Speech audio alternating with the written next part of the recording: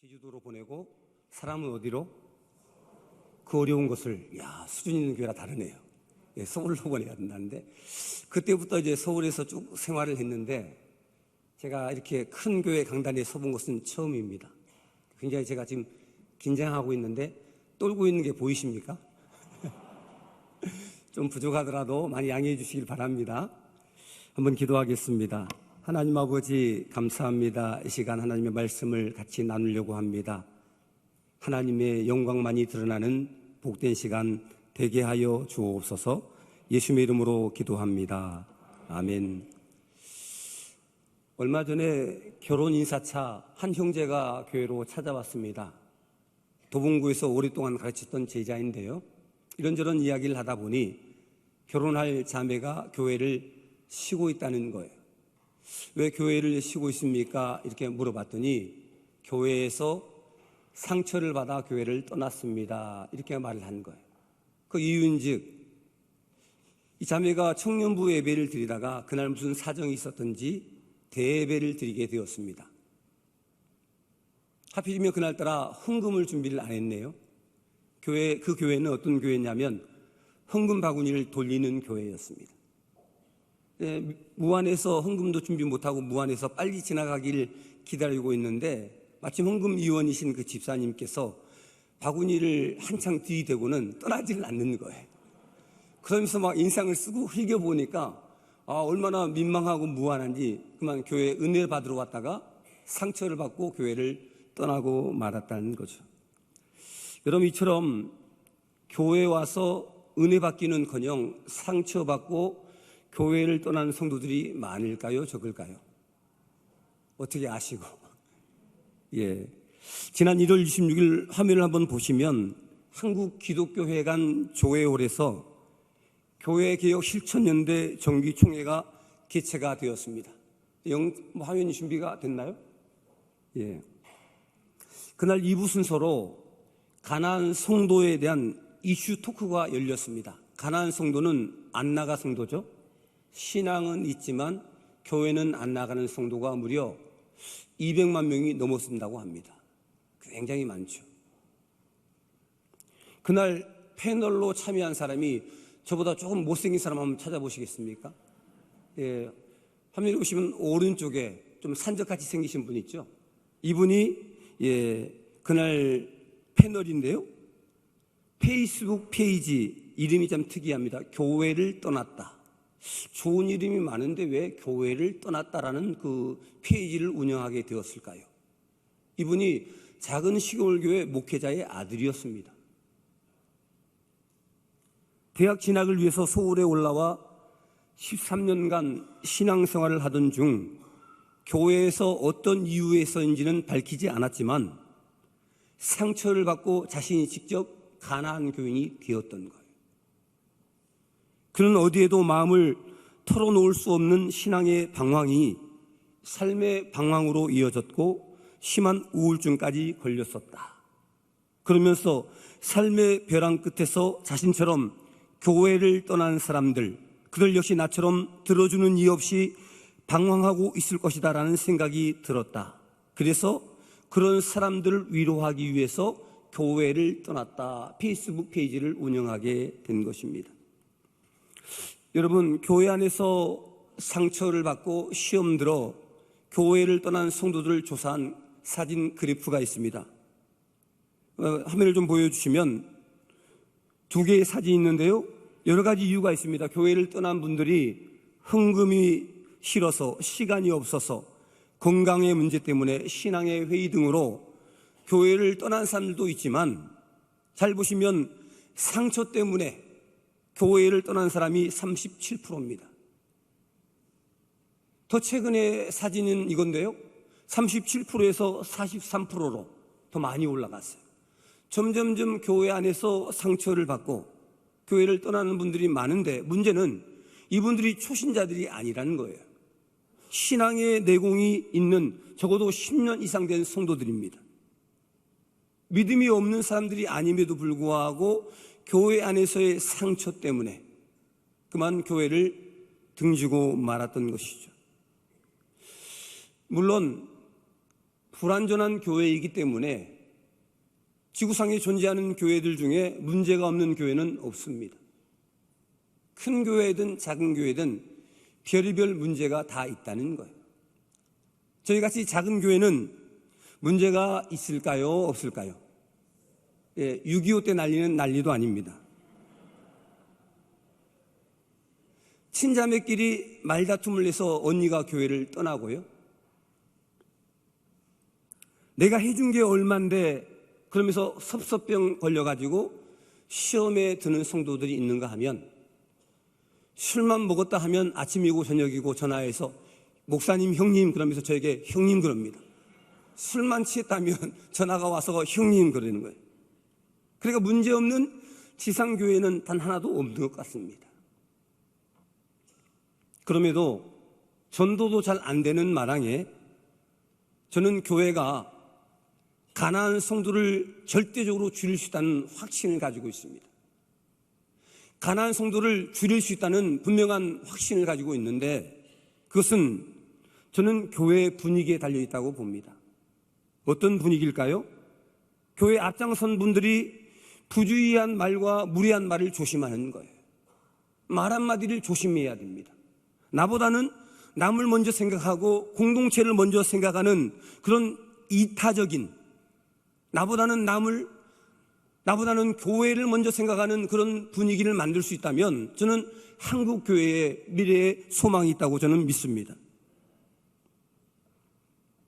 요즘 패밀리 레스토랑이 많이 생겼는데요, 10여 년 전인데도 아직도 잊혀지지 않아요. 서울 노원구에 있는 롯데백화점 앞에 보면 아웃백 레스토랑이 있습니다.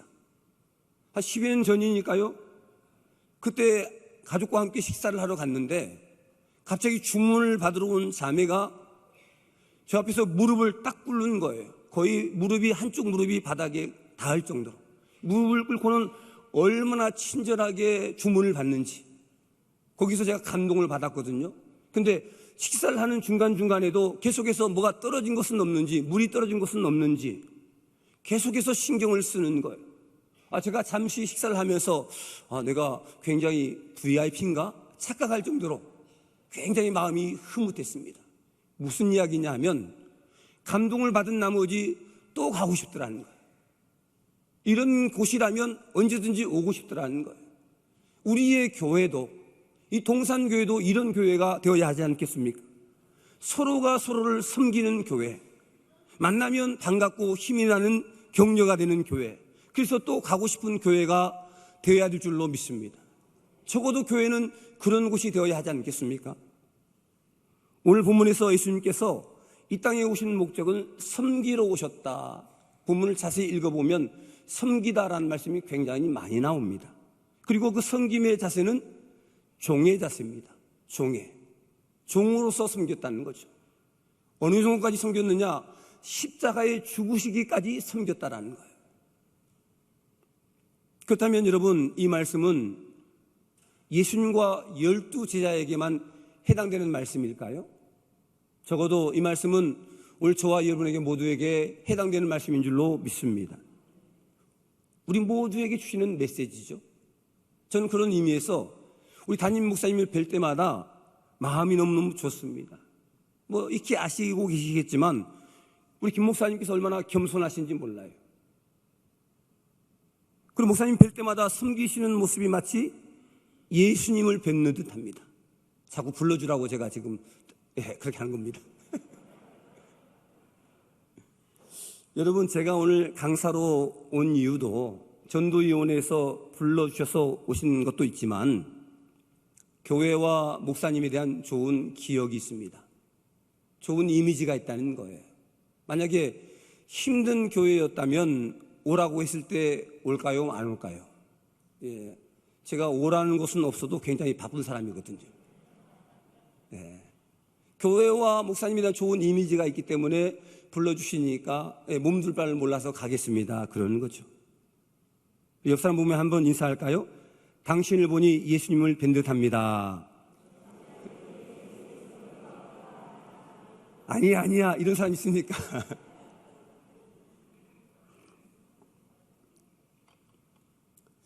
여러분, 종으로 섬기는 것이 쉬워요, 어려워요?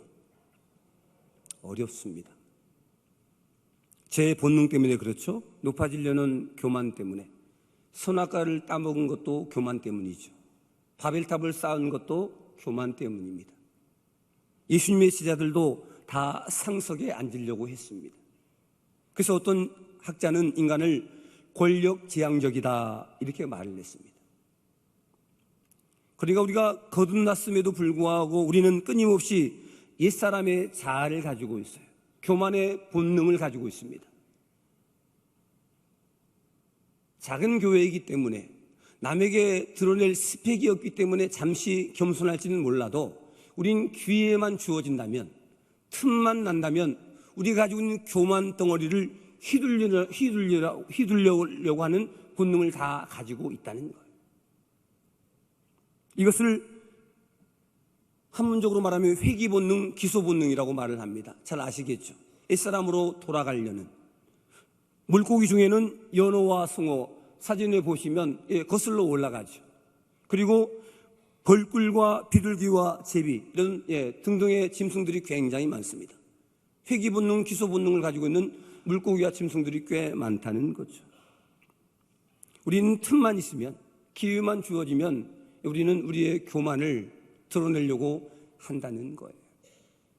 그래서 섬기는 자로 부름받은 저와 여러분에게 예외 없이 모든 사람에게 필요한 것이 저는 두 가지 있다고 생각합니다. 하나는요, 십자가 앞에 날마다 나아가야 할 줄로 믿습니다. 십자가 앞에 나아가야 돼요. 누구의 이야기가 아닌 제 이야기를 좀 더 한다면, 저희 교회는 매달 1일을 월삭이라고 해서 전 교우가 몇 명 안 되지만 학생들과 장년부가 함께하는 새벽 예배를 드립니다. 지지난달에 학생들도 나왔는데 나올 만한 집사님이 안 나오시는 거예요. 교회에서 좀 일을 한다 하시는 집사님이 그날따라 새벽에 안 나오시는 거예요. 제 감정이, 제 기분이 어떠했을까요? 미움과 사랑은 종이 한 장 차이라고 굉장히 마음이 불편해지는 거예요. 묵상하면 묵상할수록 괘씸한 거예요. 몇 명 되지도 않는데 그 월삭에 더군다나 새벽에 안 나와? 그러면서 굉장히 마음이 불쾌해지는 것입니다. 막 미워지는 거예요. 목사도 사람이기 때문에 미워지는 거예요. 그래서 이러면 안 되지 싶어서 십자가 앞에서 주님의 은혜를 묵상하면서 몸부림쳤습니다. 이해하게 해달라고, 사랑하게 해달라고 계속해서 몸부림치면서 기도했습니다. 그러다 보니 이런 생각이 드는 거예요. 그래도 안 나온 날보다 나온 날이 더 많았지. 남보다 교회 일을 더 많이 하고 있잖아. 그런 마음이 드는 거예요. 그러면서 이해해야지, 사랑해야지 하는 마음으로 정리가 되더라는 거예요. 누가 주시는 마음이죠? 우리 안에 내주하시는 성령님께서 주시는 마음이에요. 저의 본성과 저의 본능은 막 미운 거예요. 꼴도 보기 싫은 거예요. 어떻게 집사님이 되어가지고 저럴 수 있느냐고 막 정죄가 되는 거예요. 그런데 그 섭섭한 마음을 용서와 사랑의 마음으로 십자가 앞에서 부르짖을 때 성령님이 어루만져 주시는 거예요. 참회록을 쓴 성자 어거스틴이 본래 방탕하였습니다. 그는 회심했음에도 불구하고 20년 동안 방탕했던 그 옛날의 생활 때문에 내면의 갈등이 굉장히 심했다고 합니다. 그런데 어떻게 그 방탕했던 생활이 치유가 되고 성자 어거스틴이 되었을까요? 공부로 한 것 아닙니다. 인격 수련으로 아닙니다. 십자가 앞에서 부르짖고 몸부림치다가 어루만져 주시는 성령 하나님의 손길을 경험하면서 방탕아 어거스틴이 성자 어거스틴이 된 줄로 믿습니다. 그래서 개척을 하고 교회 5년 차가 되다 보니 믿음의 선배들이 십자가 했던 말씀이 이제는 이해가 되는 것. 부목사 생활을 10여 년 하고 나름대로 그런 부목사 생활을 오래 했지만 십자가 설교도 많이 했지만 약간은 추상적인 개념이었던 것 같습니다. 그런데 교회를 개척하고 보니 내 힘으로 뭐 하나 온전히 할 수 있는 게 없어요. 여러분들처럼 교회가 훈련된 사람들이 교회에 오는 게 아니거든요. 교회는, 기초교회는 술에 반쯤 취해서 옵니다. 뭐 좀 얻을 게 있을까 싶어서 옵니다. 주일 성수를 밥 먹듯이 어기는 집사, 이런 사람들이 작은 교회, 기초교회를 오는 거예요. 도무지 이해가 안 되는 거예요. 용납할 수가 없어요. 제 성격상. 사랑해야지 하면서도 사랑이 안 되는 걸 어떻게 합니까? 뭐 좀 하려고 하면 교회를 빠지고, 술에 취해서 오고, 사랑이 안 가는 거예요. 그렇다고 포기할 수 없잖아요. 그런 교인들조차도 하나님께서 맡기셨는데. 그래서 어느 날 보니까 제가 십자가 앞에서 울고 있는 거예요. 신세를 한탄하고 내가 왜 교회를 개척해서, 그 성도들이 막 미워지고 원망하면서, 그럼에도 잘해야지 이런 마음의 복합적인 감정이 막 믹스가 되면서 울고 있는 거예요. 그런데 그렇게 한바탕 울고 나면 그 문제는 오간데 없고 나 같은 죄인을 이해해 주시고 용서해 주시고 받아주신 주님의 사랑이 느껴지는 거예요. 아버지의 마음이 이해가 되더라는 것입니다. 그래서 그 아버지의 마음을 품게 되니까 목회를 접지 않고 그런 성도들이 있다는 것만도 감사하고 이해가 되고 진짜 사랑하게 되더라는 것입니다. 그러니까 십자가 은혜와 성령의 은혜로 저는 여기까지 올 수 있었던 것입니다. 여러분, 교회를 섬기는 일, 형제자매를 섬기는 일, 결코 쉬운 일, 작은 일도 아닙니다. 저처럼 작은 교회는 일꾼이 많이 부족하잖아요. 그래서 동역자가 얼마나 귀한지 몰라요. 동역자 한 분이 오면 정말로 하늘을 날아갈 것 같습니다. 묵묵하게 자신의 일을 맡아 감당하는 그런 성도를 보면 굉장히 존경스러워요. 한 영혼이 정말로 온천하보다 귀하게 느껴집니다. 막 업어주고 싶어요. 김정은 목사님도 여러분들을 대할 때 그런 마음으로 목회를 하실 것입니다. 얼마나 귀한지 몰라요. 근데 문제는요, 이 섬기는 사역이 결코 쉽지 않다는 거예요. 오래 참아줘야 됩니다. 기다려줘야 합니다. 때로는 봉어리 3년, 기머거리 3년 하면서 섬겨할 때가 너무나 많다는 거예요. 그리고 물질로 시간으로 섬기는 일이 다반사입니다. 다반사. 정말 힘들고 어렵습니다. 그렇다고 여러분, 교회에서 다 알아주는 것도 아니더라고요. 부목사 시절에는 설교가 쉽다고 저를 좋아하는 성도들도 제법 있었거든요. 그리고 무엇보다도 이렇게 큰 교회 강사로 제가 나아가는 사람이기도 한데, 아무도 안 웃으시네요. 알아주질 않는 거예요. 성도들이 알아주질 않는 거예요. 여기서는 아멘이라도 하지만 거기는 팔짱 끼고 아멘도 안 합니다. 얼마나 무심한지 몰라요. 그런데 여러분, 다 몰라줘도 누가 아셔요? 하나님은 아십니다. 저와 여러분의 눈물을 아신다는 거예요. 저와 여러분의 중심을 보고 계신다는 거예요. 그래서 십자가 앞에 나가는 거예요. 우리 힘만으로는 금방 지쳐버리더라고요. 안 되더라고요. 십자가 은혜와 성령의 도우심을 받으니까 제가 여기까지 올 수 있었던 것입니다. 사명을 감당할 수가 있는 것입니다. 바라고 원하기는 우리 모두가 십자가 앞에 서서 주신 사명을 잘 감당하는 저와 여러분 될 수 있기를 바랍니다. 또한 하나님 나라에서 큰 자는요, 화면을 보시면 아시겠지만 섬기는 자예요. 세상은 섬김을 받는 사람이 큰 자인지 모르지만 하나님 나라에서는 섬기는 자가 큰 자다라고 분명히 말씀합니다. 맞다고 천국에서 전화가 오잖아요. 43절 말씀을 같이 한번 읽어볼까요? 시작.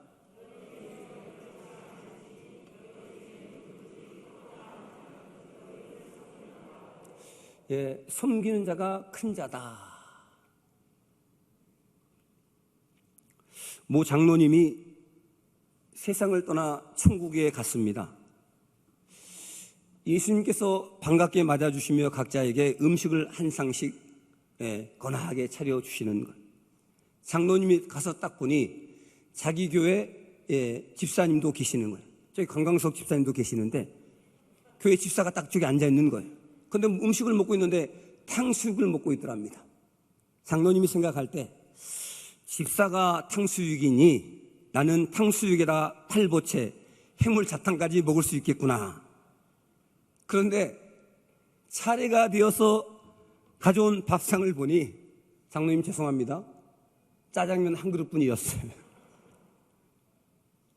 짜장면을 비비려다 보니 막 화가 나는 거예요. 예수님, 저 집사는 탕수육을 먹는데 제가 교회 장로 아닙니까? 장로였던 사람 아닙니까? 이게 뭡니까? 막 화를 내가지고 언성을 높이니까 예수님께서 오셔서 장로의 귀에다가 이렇게 속삭이셨습니다. 이보게, 자네 교회 목사도 여기 온 거 아나?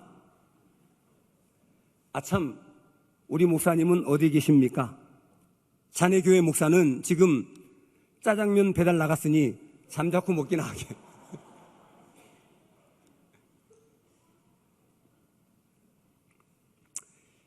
하나님 나라에서는 큰 자가 어떤 자입니까?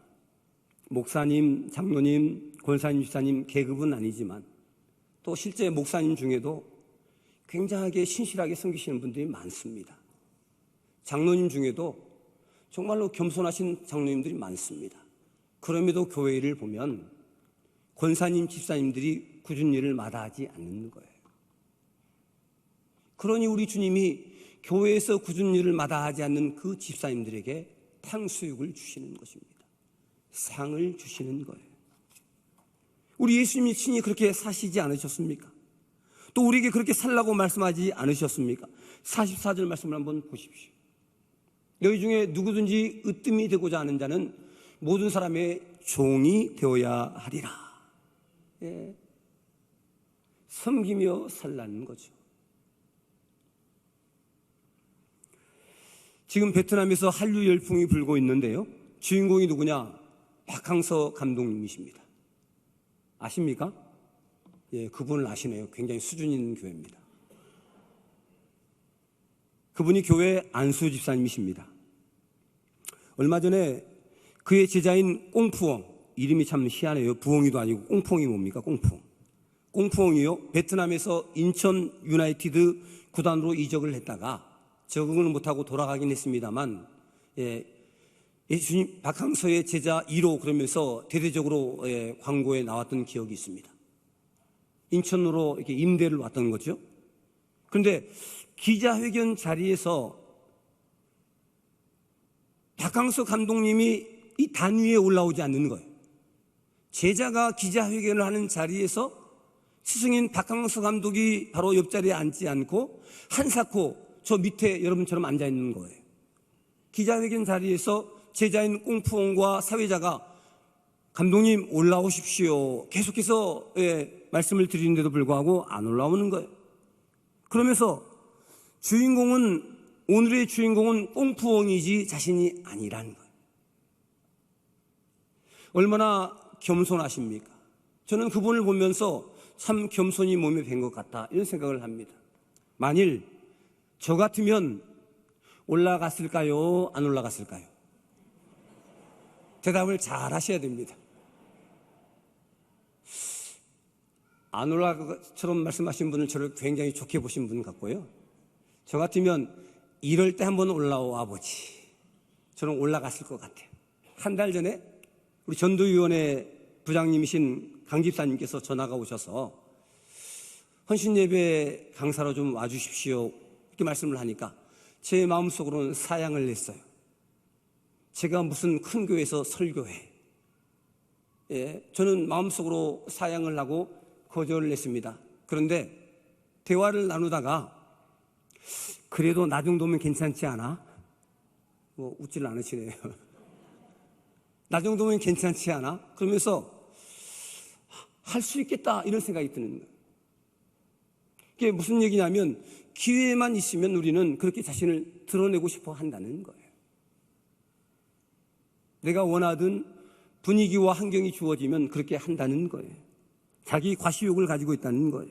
그런데 박항서 집사님은 참 겸손하신 것 같아요. 그리고 제자들을 진정으로 사랑하고 섬겼습니다. 아픈 선수의 발을 직접 주물러 주고요, 힘들어하는 선수들을 포근하게 안아주는, 그래서 생겨난 말이 파파 리더십이었습니다. 아버지 리더십. 그래서 저는요, 그분이 되어지는 과정을 보면서 국가적인 영웅이 되었잖아요. 선수 시절에 유능한 선수도 아니었습니다. 코치로도 그렇게 이름을 날리지 못했지만 저는 하나님께서 철저하게 겸손하게 섬기는 자로 사니까, 파파 리더십으로 아버지처럼 선수들을 사랑하고 섬기니까 때가 되어 하나님께서 그를 높여주셨다고 저는 분명히 믿고 있습니다. 섬기는 자를 하나님 귀히 보시고 갚아주신다는 거예요. 절대로 하나님 편에는 공짜가 없다는 것입니다.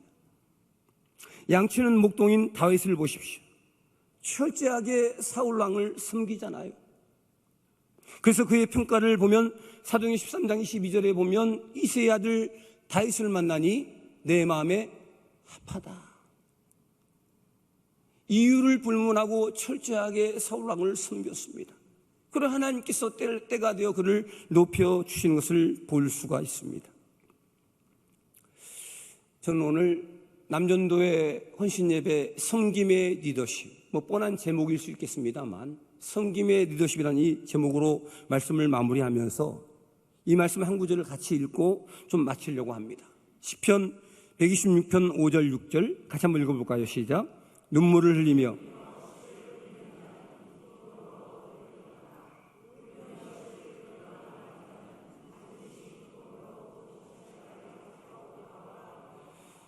믿으시기 바랍니다. 저는 이 말씀을 분명히 믿습니다. 일선 현장에서 작은 교회, 기초교회 목사로서 이렇게 섬겨보니까 열매가 생겨나는 거예요. 하나님께서 갚아주신 것들을 경험하게 됩니다.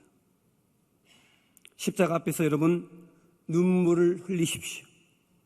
사역의 현장에서 섬기는 자로 눈물로 씨앗을 여러분 심으십시오. 그러면 우리 주님께서 저와 여러분에게 30배, 60배, 100배의 복으로 갚아주실 줄로 믿습니다. 거룩하신 하나님 아버지,